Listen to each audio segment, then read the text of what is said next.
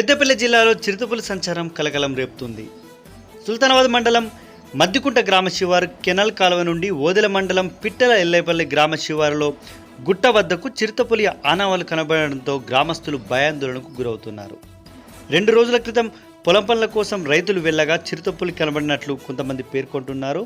ఈరోజు ఉదయం సైతం పొలం పనులకు వెళ్లిన గ్రామస్తులకు చిరుతపులుల ఆనవాళ్లు కనబడడంతో ఫారెస్ట్ అధికారులకు పోలీసులకు సమాచారం అందించారు.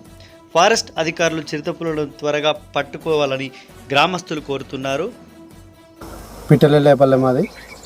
మొన్న 21 తారీఖు మంగళవారం రోజున నేను కొల్లనూరుకు కందుల సదాశివ్, దొడ్ల బాపురావు, నేను ముగ్గురం కలిసి కారులో వెళ్ళి తిరిగి వస్తుండగా గోపురపల్లె ఎడ్ల బండ్ల తోవకు మా కార్లో వస్తుంటే కనబడడం జరిగింది. ఈరోజు గురువారం రోజున మా పిట్టలెల్లేపల్లె శివారు మన గ్రానైట్ గుట్టకు అడుగులు కనపడడం జరిగింది.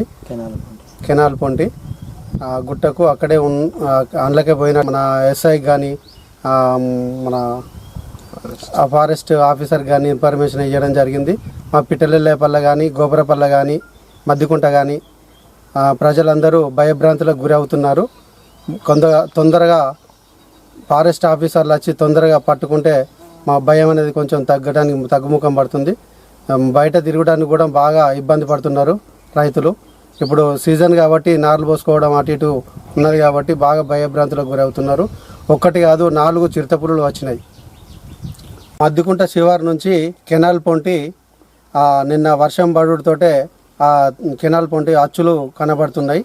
ఆ అచ్చులు చూసి మేము ప్రజలమందరం భయభ్రాంతులకు గురి అవుతున్నాము. ఈ మన పిట్టలెల్లేపల్లె క్వారీ గుట్టకు వెళ్ళడం జరిగింది. అచ్చులు కూడా అటుపోయినట్టుగానే గుర్తించినాం.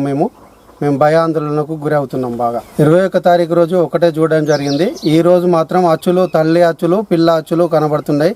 3వ 4వ తిరుగుతున్నట్టుగా మాకు అనుమానం వచ్చింది.